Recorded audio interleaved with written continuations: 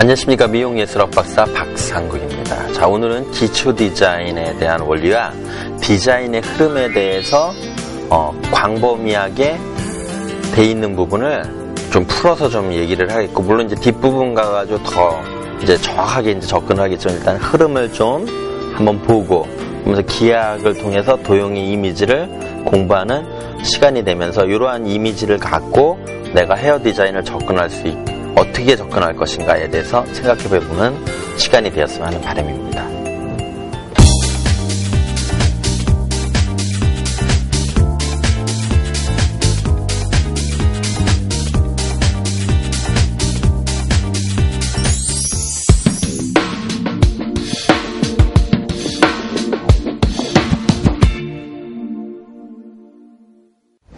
자, 그러면 기초 디자인에 대해서 살펴보도록 할까요? 자, 헤어 커팅하는 디자인의 목적은 좋은 스타일, 그쵸? 구 스타일이겠죠, 여러분들. 좋은 스타일 완성에 있으며, 이것을 위해서 형태와 색채를 토대로 베이스 캠프에서 시각적인 밸런스, 비주얼 밸런스 감각을 가져야겠죠.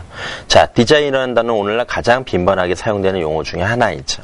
자, 선진국일수록 상품이나 시각적 매체가 전문 디자인에 의해서 디자인된다는 사실만으로도 디자인의 중요성을 알 수 있죠.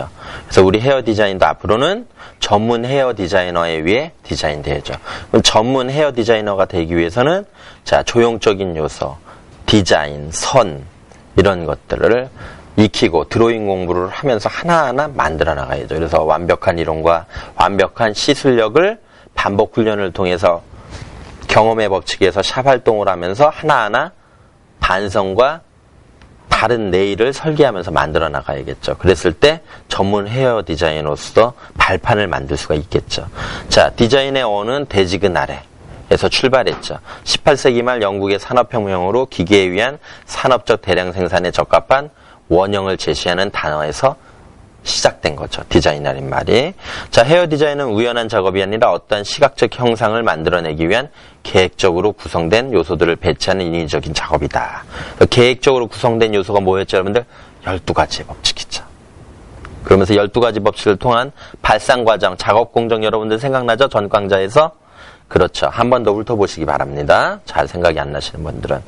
자, 이러한 구성 요소들은 매우 다양하며 배치 시에 항상 시각적인 구성을 생각해 두어야겠죠. 구성에 관한 계획은 헤어 디자이너 개인의 창의성과 응용력에 따라 무한한 디자인의 표현 능력을 만들어낼 수가 있죠. 자, 헤어 디자인은 내용과 형식으로 이루어진다. 내용은 컨텐츠겠죠.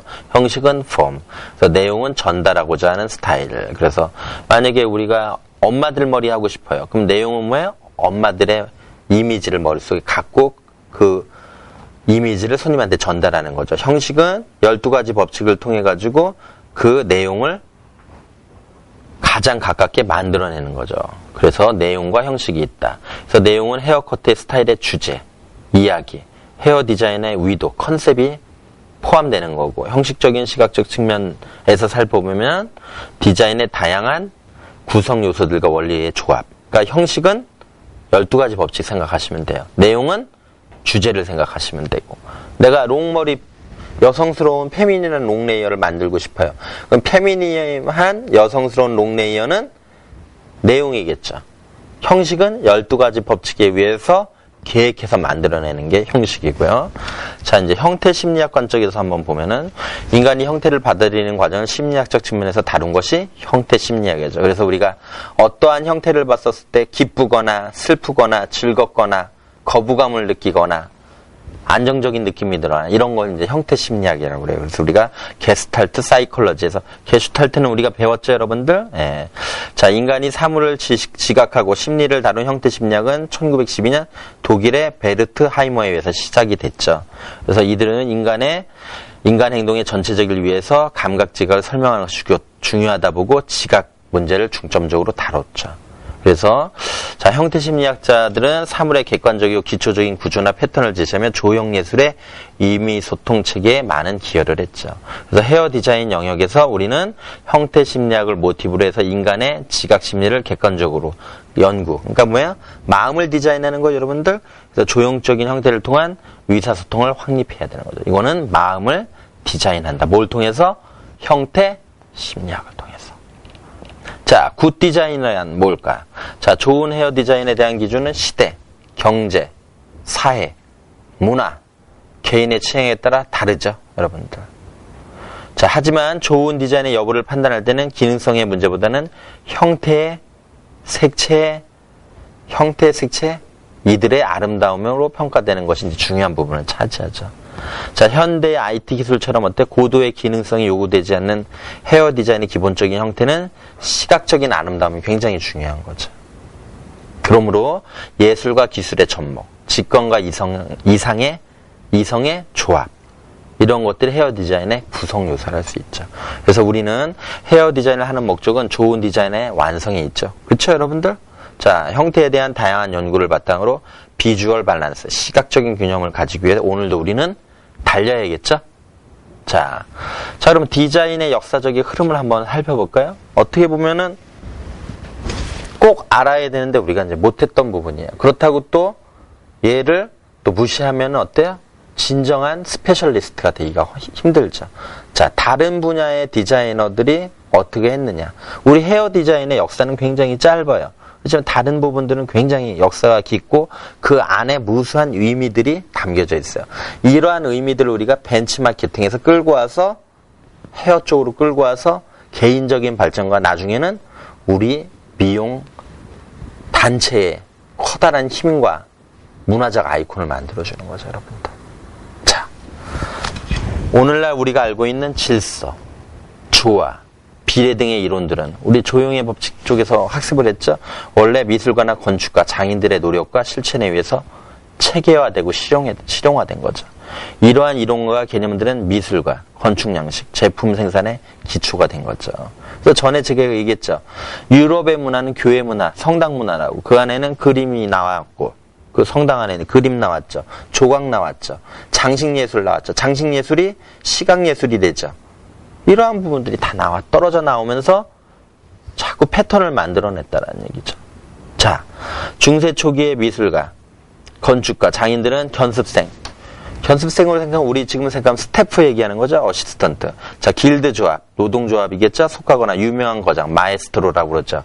거장들로부터 교육을 받으면 전문적인 기술과 시각적 개념을 익힌 거죠. 자, 거장들은 학생들에게 미술과 건축의 습작을 통해서, 습작은 뭐야? 보면서 뺏기는 거죠. 그러니까 우리도 어때요?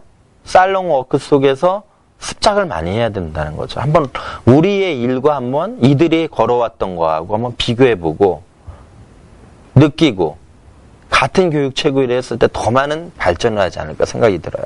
자, 그들의 경험, 그렇죠? 경험을 가르쳤고 견습생이나 직공들은 이와 같은 모든 교육 과정을 거치며 수학한 후에 장인으로서 거장이 된 거죠. 자, 르네상스 15세기죠. 인간 중심, 중세는 신중심, 그렇죠? 자, 르네상스에서는 고전 미술, 문학, 과학의 부흥은 많은 새로운 이념과 개념을 탄생시켰죠. 그래서 이때 대표적으로 나온 게 여러분들 뭐죠? 원근법이죠? 예. 자, 브루넬리스키. 자, 인터넷 찾아보세요. 알베르티 제가 많이 얘기했어요. 해화론. 자, 윤희적 이모 과학적 원근법. 파출로와 다빈치의 인체 비례론. 그쵸, 여러분들? 자, 뉴턴의 7가지의 색깔. 그쵸? 빨주노초 파남보 생각하시면 되고, 르블롱의 삼색채론. 빨로파. 해리스의 색채 도표 등. 자, 다른 중요한 발달은 인쇄기술의 발달과 더불어 서적의 재발이 활발해져 대중 사이에 지식과 정보가 널리 퍼져나간 거죠. 자, 17세기 바로크. 바로크는 사선의 시대예요. 사선은 역동적인 리얼리티예요, 여러분들. 그래서 우리가 사선 코트를 많이 하는 거예요. 자, 그림, 조각, 건축은 동적, 장식적, 색채가 풍부한 거죠. 뭐가? 바로크.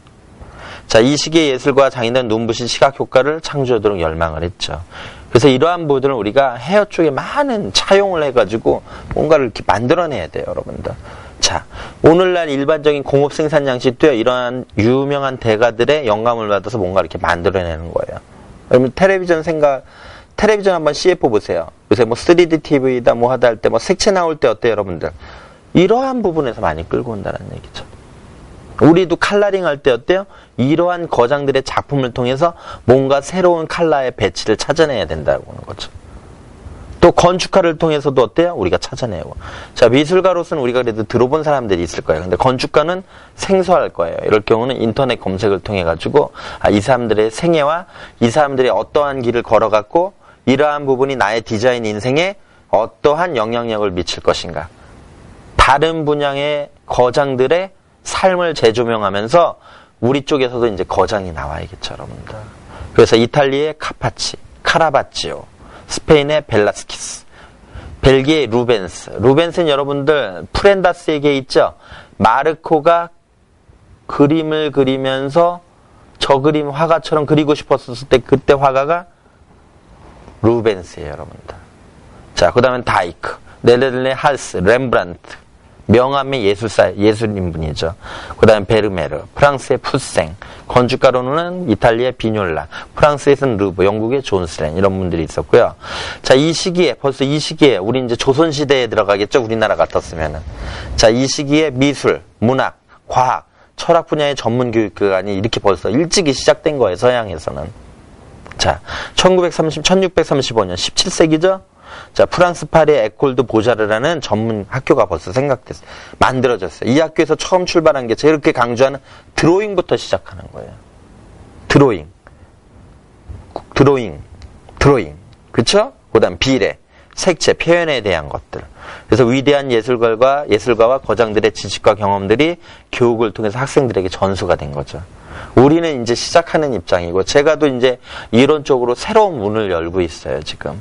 네. 그래서 여러분들이 많이 저를 사랑해 주셔야 돼요. 자, 그래야지 제가 또 열심히 분발할 수 있겠죠? 자, 산업혁명과 빅토리아 시대를 거치면서 영국의 경제는 값싼 상품들의 생산을 요구하는 새로운 양상으로 바뀌었다. 자, 과거의 영국 제조업자들은 단지 수공예적 모조품을 단순히 복제하는 일에 종사했으나 점차로 디자인을 개선시켜 제품을 생산하기 시작한 거죠. 자, 교육의 유형과 방향은 서비스에 대한 증가하는 사회적 요구에 부응하며 계속해서 수정이 된 거죠.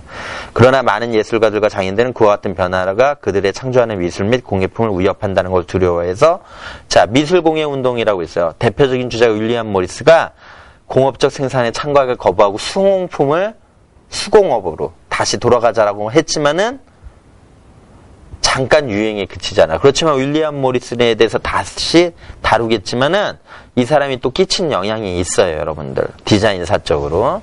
자, 그래서 산업의 변화에 대처하는 교육 방향은 두 가지 경향으로 바뀌었죠. 첫 번째, 코올이라는 사람에 의한 산업화 역점을 둔 디자인과 예술의 교육 과정 으로 개선되었고, 시각교육이 이제 시작이 된 거고요. 그렇지만 이 시각교육은 디자인의 현실성을 외면했기 때문에 실패했죠.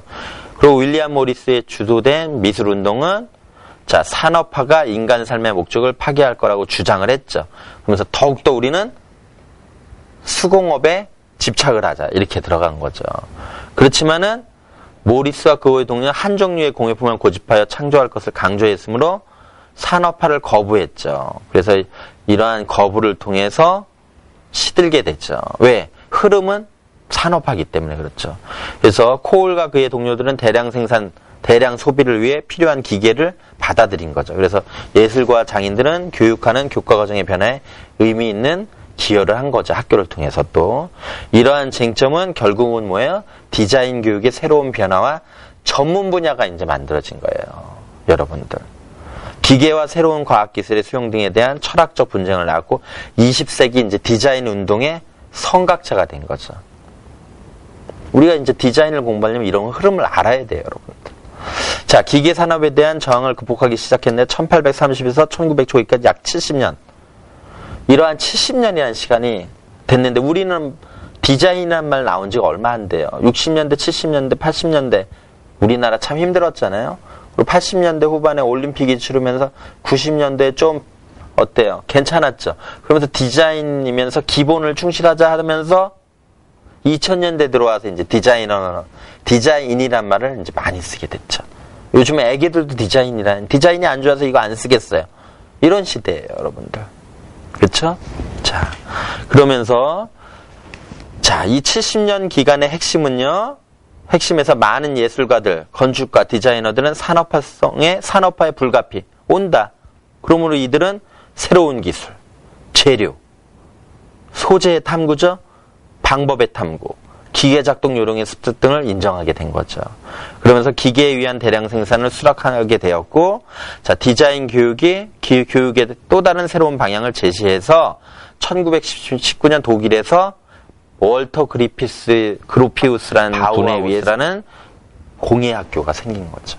그런 이러한 공예학교의 교육과정을 보고 비달사슨이라는 분이 헤어 쪽으로 또 벤치마케팅 하면서 만들어낸 거죠, 여러분들. 그래서 우리가 또 바우하우스도 공부하게 될 거예요.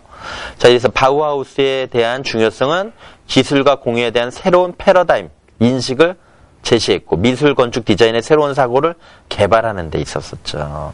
그래서 이러한 부분들을 생각하고 1933년도에 히틀러에 의해서 폐쇄됐는데, 요 폐쇄되고 나서 세계 각지로 요때 배운 학생부터 교수들까지 미국으로 어디로 대표적으로 이제 미국으로 가면서 뭔가 새로운 신바우하우스가 펼쳐지고 새로운 디자인이라는 부분이 만들어지고, 지금 밑에도 있지만 1934년에 카네기 공과대학에서 처음으로 학위를 받을 수 있는 산업 디자인과가 개설이 된 거죠.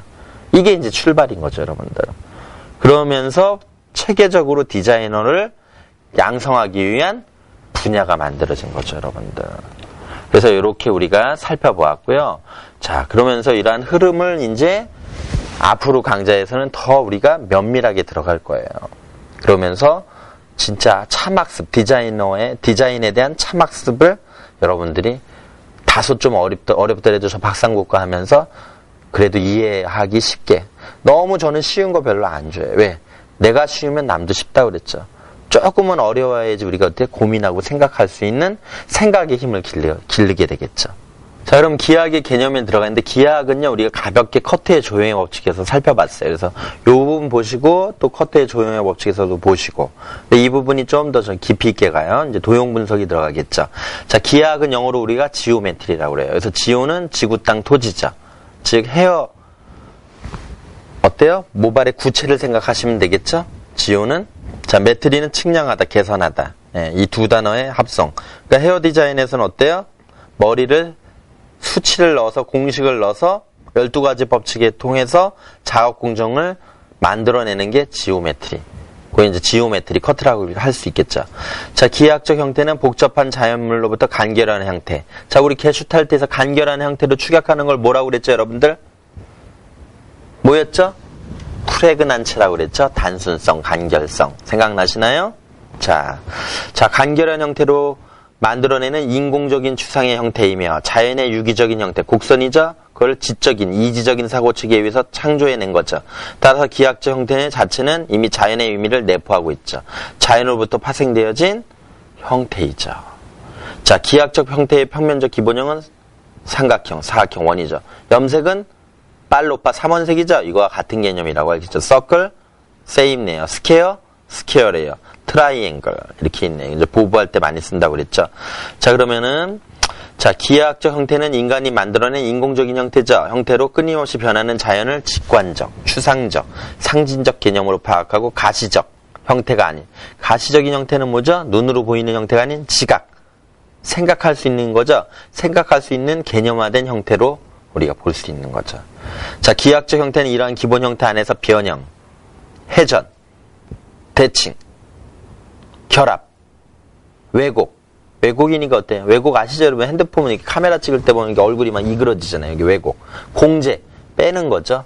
빠지는 느낌. 공제라는 개념을 도입시켜 수많은 형태로 재창조되며 헤어스타일을 계획하는데 자극이 되는 거죠. 자, 헤어 디자인을 위한 이미지 발상면에서 기하학을 구조적 간결성과 규칙적이고 객관적이며 형태학상의 이점으로 커트의 형태나 헤어스타일의 윤곽에 차용되며 형의 종류를 서로 조합하거나 배합함으로써 새로운 형을 도출하여 끌어내는 거죠. 원하는 이미지의 디자인을 끌어낼 수가 있는 거죠. 자, 그럼 분류를 크게 보면 여러분들 일단 곡선의 법칙 생각하시고, 그 다음에 직선의 법칙 생각하시고, 그 다음에 곡선과 직선의 법칙을 생각하시면 되겠죠. 자, 곡선의 법칙에서, 자, 원이겠죠, 서클. 타원은 오벌이고요. 자, 타원 모양 보세요. 느꼈죠? 원, 서클, 모양 보세요. 그 다음에 타원. 그쵸, 옆으로 좀 나왔죠? 예, 이게 이제 기하학적 도형이죠? 자, 개념 볼게요. 개념이 뭐죠? 누구나 다 공통적으로 생각하는 것을 공통된 생각을 우린 개념이라고 그래요. 자, 모든 기하학적 곡선의 주체가 되죠. 서클은 자, 무한한 움직임과 회전의 항상성을 가진 동적 또는 특정한 방향이 없는 정적인 형태이죠. 헤어커트에서 뭐야? 세임 레이어죠. 180도, 135도, 90도, 45도, 0도로 자르면 서클이 만들어지죠. 이해가시죠? 곡선의 법칙. 그러니까 어디에 적용을 많이 할까요? 웨이브에 적용을 많이 하면 되겠죠. 자, 그 다음에 타원, 평면 위의 두 정점으로부터 거리의 합이 일정한 점의 집합으로 만들어진 곡선. 사전적인 정의죠. 자, 헤어커트에서는 어때? 그라데이션이죠. 자, 이렇게 자르면서 점점 짧게 자르면서 점점 길어지면 어때? 옆으로 이렇게 퍼지겠죠? 네. 그래서 우리가 보부 그대로 살짝 층만 낸 거, 그라데이션 각으로 층만 낸 거, 웨이브 말면 어때? 옆으로 이렇게 퍼지는 머리 나오겠죠. 자, 그 다음에 이제 직선의 법칙. 자, 곡선은 여성스러움, 부드러움, 칼라로 따지면 밝은색. 직선의 법칙은 도시적이면서, 세련되면서, 차가운 쪽이죠? 칼라로 따지면 어두운 쪽이겠죠. 이런 부분도 우리가 느낄 수 있고, 자, 삼각형. 정사각형, 직사각형으로 나눌 수 있죠. 삼각형은 트라이앵글, 정사각형은 스퀘어, 직사각형은 렉탱글이라고 할 수 있겠죠. 그리고 도형 보십시오. 자, 이러한 도형을 통한 거죠. 그래서 얼굴이 삼각형처럼 보이는 사람, 사각형으로 보는 사람, 직사각형으로 이렇게 보일 수도 있겠죠. 자, 그러면은 트라이앵글 볼게요. 세 점을 선분으로 이어 만든 거죠. 자, 정삼각형은 안정적, 중후함, 공격적, 자극적인 이미지를 내포하고, 역삼각형은 불안정, 역동감을 느끼겠죠. 자, 헤어커트에서는 원랭스 보브나 그라데이션 보브 스타일이 트라이앵글에 속하겠죠. 자, 정사각형, 스퀘어. 네 변이 같고, 그러니까 네 개의 각이 만나서 부닥치면 뭐야? 정사각형이 되죠, 여러분들. 인간이 만들어낸 선으로 수직, 수평이 만나는 형태죠? 부닥치니까. 안정적인 구조이고, 차가움과 인공적인 느낌이 표현되죠. 그래서 우리가 스퀘어 레이어를 자르게 되면 차가움과 인공적인 느낌의 분위기가 나면서 도시적인 세련됨이 또 표현이 되는 거죠. 부드러움은 찾을 수는 없겠죠, 여러분들. 그래서 우리가 스퀘어 레이어 넣고 웨이브 넣는 경우는 어때요? 좀 안 맞는 거죠, 여러분들. 잘 한번 생각 좀 해보십시오. 네. 자, 그 다음에 직사각형, 렉탱글 들어갑니다. 네 각의 크기가 모두 같은 사각형을 말한다. 결과적으로 네 개의 각의 크기는 모두 90도가 된다. 그래서 헤어커트에서는 레이어 스타일이 되겠죠, 여러분들. 무게감 제거, 볼륨감 제거죠. 자, 다이아몬드형 볼까요? 다이아몬드하고 이제 연 모양의 키트는 자, 곡선과 직선의 법칙이에요. 그럼 다이아몬드형 지금 보이죠? 두 개의 같은 삼각형으로 붙은 거죠? 자, 그러면서 또 같은 삼각형으로도 볼 수 있고 또 두 개의 다른 삼각형으로도 구성이 되어 있어요. 헤어커트에서 뭐예요? 그라와 레이어의 컨비네이션, 혼합 스타일이죠, 여러분들. 그쵸? 그래서 밑에는 G, 위에는 L. 자, 다이아몬드. 자, L, G. 이렇게 되겠죠. 그 다음 사다리꼴 들어가요. 자, 사다리꼴은 한 쌍의 대변이 같은 사각형이다. 이 이름은 사다리 두 가로대와 옆에 지지대가 이루어지는 모양을 연상해서 붙여진 것이다. 그래서 헤어스타일의 레이어인데 어때요? 위에 렉탱글보다는 어때요? 좀 틀리죠? 네, 이게 약간 로우 레이어성이네요. 그쵸? 이게 로우 레이어성. 자, 그 다음 오각형, 육각형, 팔각형 해서 뭐 펜타곤, 헥사곤, 옥타곤. 그쵸? UFC 보면 링이 어때요? 팔각형으로 돼 있다. 격투기 있죠, 여러분들? 그걸 뭐라고 그래요? 옥타곤이라고 그러잖아요. 그쵸? 헥사, 게임 하셨죠? 육각형. 그쵸? 헥사곤. 이건 라틴어예요, 여러분들. 네. 자, 그래서 오각형은 5개 면이고, 육각형은 6개고, 8개는 팔각형이고, 그쵸? 이것도 보면, 자, 도형 봐봐요.